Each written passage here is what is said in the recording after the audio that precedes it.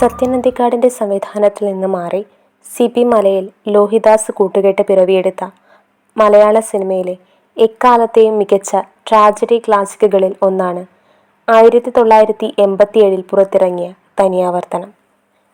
മനുഷ്യൻ്റെ മാനസികാരോഗ്യത്തെക്കാൾ ഉപരിയായി സമൂഹം അടിച്ചേൽപ്പിക്കുന്ന അന്ധവിശ്വാസങ്ങളും മുൻവിധികളും എങ്ങനെ ഒരാളെ ഭ്രാന്തനാക്കി മാറ്റുന്നു എന്നതാണ് ഈ ചിത്രം ചർച്ച ചെയ്യുന്നത്. പാരമ്പര്യമായി ഭ്രാന്തുള്ള ഒരു കുടുംബത്തിൽ ജനിച്ചു എന്ന കാരണത്താൽ തികച്ചും സാധാരണക്കാരനായ ഒരു സ്കൂൾ അധ്യാപകന് നേരിടേണ്ടി വരുന്ന ദുരന്തമാണ് സിനിമ. മമ്മൂട്ടി അവതരിപ്പിച്ച ബാലഗോപാലൻ എന്ന ബാലൻ മാഷാണ് സിനിമയുടെ കേന്ദ്രബിന്ദു. നന്മയുള്ള കുടുംബസ്നേഹിയായ ഒരു സ്കൂൾ അധ്യാപകനാണ് അദ്ദേഹം. തൻ്റെ പാരമ്പര്യത്തിൽ ഭ്രാന്തുണ്ടെന്ന തിരിച്ചറിവ് അയാളെ ഉള്ളാലെ എന്നും ഭയപ്പെടുത്തുന്നുണ്ട്. സമൂഹവും വീട്ടുകാരും തന്നെ ഒരു ഭ്രാന്തനായി കാണാൻ തുടങ്ങുമ്പോൾ താൻ ഭ്രാന്തനല്ലെന്ന് തെളിയിക്കാൻ അയാൾ നടത്തുന്ന ഓരോ ശ്രമവും അയാളെ കൂടുതൽ ഭ്രാന്തനായി മുദ്രകുത്താൻ മാത്രമേ സഹായിക്കുന്നുള്ളൂ. ലോകം മുഴുവൻ തന്നെ വേട്ടയാടുമ്പോൾ നിസ്സഹായനായി മാറുന്ന മനുഷ്യൻ്റെ നേർചിത്രമാണ് ബാലൻ മാഷ്. സ്വസ്ഥമായൊരു ജീവിതം ആഗ്രഹിക്കുന്ന ആളാണ് അദ്ദേഹം. പക്ഷേ തൻ്റെ കയ്യിൽ നിന്ന് വരുന്ന ചെറിയ ഓരോ അബദ്ധം പോലും അതാ അയാൾക്കും ഭ്രാന്ത് തുടങ്ങി എന്ന വിധിയെഴുത്തിലേക്ക് സമൂഹം നീക്കുകയാണ്. സ്നേഹനിധികളായ ബന്ധുക്കൾ പോലും ആ അന്ധവിശ്വാസത്തിന് അടിമപ്പെടുമ്പോൾ ബാലൻ ശരിക്കും ഭ്രാന്തിൻ്റെ ലോകത്തേക്ക് തള്ളപ്പെടുകയാണ് ചെയ്യുന്നത്. ഇതിലെ അമ്മ കഥാപാത്രം, അതായത് കവിയൂർ പൊന്നമ്മ അവതരിപ്പിച്ച കഥാപാത്രം സ്നേഹനിധിയാണ്. എന്നാൽ ആചാരങ്ങളിലും അന്ധവിശ്വാസങ്ങളിലും തളയ്ക്കപ്പെട്ട ഒരു മാതാവാണ്. മകനെ ജീവന തുല്യം സ്നേഹിക്കുമ്പോഴും തൻ്റെ കുടുംബത്തിലെ പുരുഷന്മാരെ പിടികൂടുന്ന വിധി മകനെയും പിടികൂടിയെന്ന് അവരും വിശ്വസിച്ചു പോകുന്നു. ഒടുവിൽ ഭ്രാന്തനെന്ന് മുദ്രകുത്തപ്പെട്ട മകൻ അനുഭവിക്കുന്ന ക്രൂരമായ പീഡനങ്ങളിൽ നിന്ന് അവനെ മോചിപ്പിക്കാൻ വിഷം നൽകി കൊല്ലേണ്ടി വരുന്ന ഒരമ്മയുടെ ദുരന്തം പ്രേക്ഷകരെ നടുക്കുന്നതാണ്. തിലകൻ അവതരിപ്പിച്ച വലിയമ്മാവൻ എന്ന കഥാപാത്രം കുടുംബത്തിൻ്റെ കാരണവരാണ്. പാരമ്പര്യത്തെയും ആചാരങ്ങളെയും മുറുകെ പിടിക്കുന്ന വ്യക്തിയാണ് അദ്ദേഹം. ബാലനെ മാനസികാശുപത്രിയിൽ കൊണ്ടുപോകുന്നതിനോ ശാസ്ത്രീയ ചികിത്സ നൽകുന്നതിനോ അദ്ദേഹം എതിരാണ്. മന്ത്രവാദത്തിലൂടെയും പൂജകളിലൂടെയും ഭ്രാന്ത് മാറ്റാമെന്ന് വിശ്വസിക്കുന്ന ഇദ്ദേഹമാണ് ബാലനെ ചങ്ങലക്കിടാനും മുറിക്കുള്ളിൽ അടയ്ക്കാനും നേതൃത്വം നൽകുന്നത്.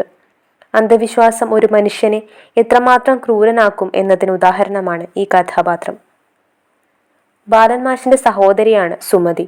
ബാലന്റെ അവസ്ഥ മൂലം തൻ്റെ കുടുംബജീവിതം മകളുടെ വിവാഹവും തടസ്സപ്പെടുമോ എന്ന് ഭയപ്പെടുന്ന കഥാപാത്രമാണവർ. തൻ്റെ സ്വാർത്ഥതയും ഭയവും കാരണം സ്വന്തം സഹോദരനെ തള്ളിപ്പറയാൻ ഇവർ നിർബന്ധിതയാകുന്നു. സാധാരണ മനുഷ്യരുടെ ഭയത്തെയും സ്വാർത്ഥതയെയും സുമതി പ്രതിനിധീകരിക്കുന്നു. അനിയനായ ഗോപി, മുകേഷ് ചെയ്ത കഥാപാത്രം, ചേട്ടനോട് അതിയായ സ്നേഹമുണ്ടെങ്കിലും സമൂഹത്തിൻ്റെ ചോദ്യങ്ങൾക്ക് മുന്നിൽ ഉത്തരമില്ലാതെ പതറുകയാണ് അയാൾ. ഈ അന്ധവിശ്വാസങ്ങളിലൊന്നും അദ്ദേഹം ശ്രദ്ധ ചെലുത്തുന്നില്ല, അതിനൊക്കെ എതിരാണ്. എന്നാൽ പോലും കുടുംബത്തിലെ ഈ ദുരന്തം തൻ്റെ ഭാവിയെ ബാധിക്കുമോ എന്ന ആകുലത ഗോപിയിലും കാണാവുന്നതാണ്. ബാലന്റെ മറ്റൊരു അമ്മാവനാണ് ശ്രീധരൻ, പാരമ്പര്യമായി ഭ്രാന്ത് ബാധിച്ചയാൾ. ബാലൻ മാഷിന്റെ ഭാവി എന്തായിരിക്കും എന്നതിൻ്റെ ഒരു മുൻസൂചനയായിട്ടാണ് ഈ കഥാപാത്രത്തെ സിനിമയിൽ അവതരിപ്പിക്കുന്നത്. വീടിന്റെ പിന്നാമ്പുറത്ത് ഒതുക്കപ്പെട്ട ഇദ്ദേഹത്തിന്റെ അവസ്ഥ ബാലനെ എന്നും മാനസികമായി തളർത്തുന്നുണ്ട്. ഇന്ദു എന്ന ബാലന്റെ ഭാര്യ എല്ലാവരും കൈവിടുമ്പോഴും ബാലനെ ആശ്വസിപ്പിക്കുന്ന ഏക വ്യക്തിയാണ്. ശാസ്ത്രീയമായ ചികിത്സ നൽകിയാൽ ബാലൻ സുഖപ്പെടുമെന്ന് ഇന്ദു വിശ്വസിക്കുന്നുണ്ടെങ്കിലും കുടുംബത്തിന്റെ കടുംപിടുത്തത്തിന് മുന്നിൽ അവൾ തോറ്റുപോവുകയാണ്. ലോഹിതദാസ് എന്ന അതുല്യ തിരക്കഥാകൃത്തിന്റെ അരങ്ങേറ്റ ചിത്രമായിരുന്നു തനിയാവർത്തനം. ഒരു വ്യക്തിയുടെ വ്യക്തിത്വം സമൂഹത്തിന്റെ കണ്ണിലൂടെ എങ്ങനെ വികലമാക്കപ്പെടുന്നു എന്ന് അദ്ദേഹം ഇതിൽ വരച്ചുകാട്ടി.